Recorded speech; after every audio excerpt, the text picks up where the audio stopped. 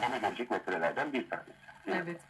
Burada şunu görmek lazım. Ya, siyasetin doğasında bu olduğu için doğal karşılamak ve doğal bir şekilde sürece devam etmek gerekiyor. Ancak Özlem Çerçioğlu'nun yaptığı açıklamalara bakacak olursak işin içerisinde bazı tehditlerin olduğuna dair siyaset kulislerinde konuşulan bazı noktalar.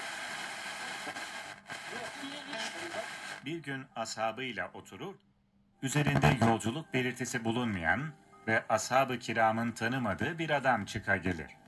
Resul-i Ekrem'in dizinin dibine oturur ve ona, "Bana iman hakkında bilgi ver," diye sorar.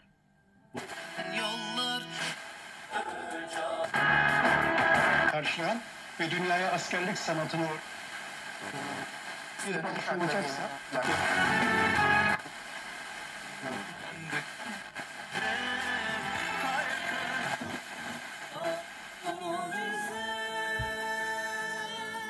Diyanet.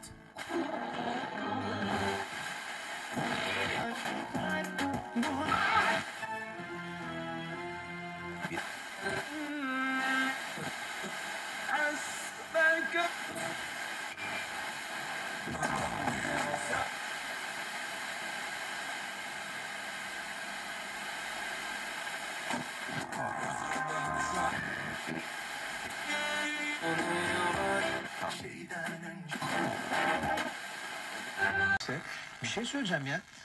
Gram İrem bilir. Altın işiyle altın sorumlumuz İrem olduğu için. İremciğim, 1 gram altın var. Yarım gram altın, yarım gram değil. Gram altın var mı? Adını bile söyleyemiyorum. Yazınızda onu başta çekmişsiniz. Evet. Trump diplomasi işte böyle diyorsunuz. Nasıl efendim onu bizlerle herhalde ve bizlere